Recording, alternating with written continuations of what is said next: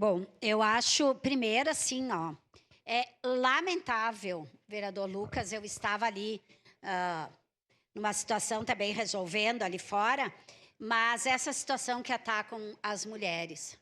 É impressionante como, quando uma mulher está falando, os homens estão conversando, tu está falando com um vereador, chega outro, vai falar com ele, tu é ignorada.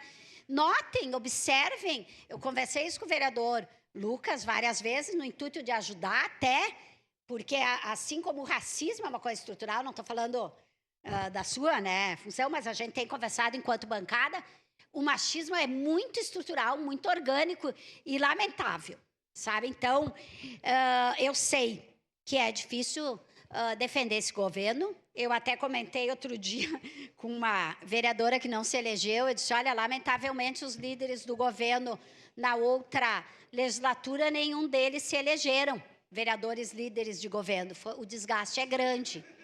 Mas vamos usar vamos usar argumentos condizentes.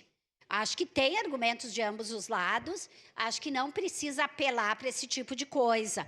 Então, realmente, nós votaremos pela derrubada do veto, principalmente, não só, mas principalmente para não ficar tão vergonhoso para a Câmara de Vereadores.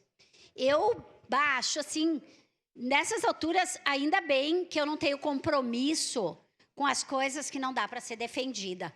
Porque todo mundo vota e o governo manda votar no projeto. Aí discute com os colegas, todo mundo vota, passa numa comissão. Isso não é gastar dinheiro público? Isso não é movimentar os servidores, os vereadores, ficar aqui numa sessão discutindo o projeto de lei do Executivo. Daí depois manda a base votar pelo veto. Nossa, eu ficaria muito mal nessa situação, sabe? Então é isso.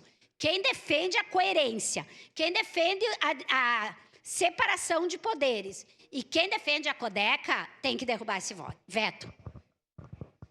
Em declaração de voto, vereador Caleb Garcia.